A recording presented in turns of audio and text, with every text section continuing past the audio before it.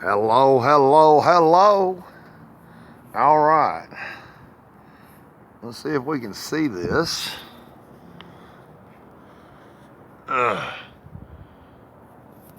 Well,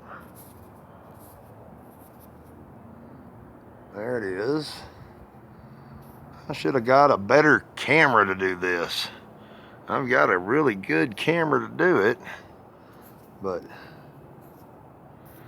man, I can't. She's called a super blood wolf moon.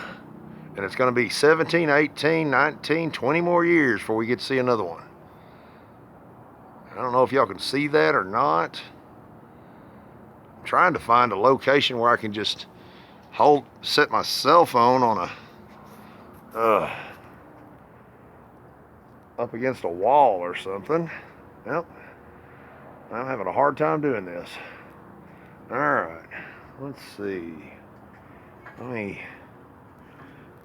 do this. Come on.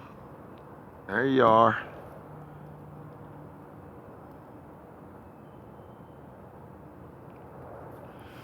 Yep, and that is as big as it will let me do it. All right. Well, if you live over here in Texas, get outside and look straight up. Literally straight up.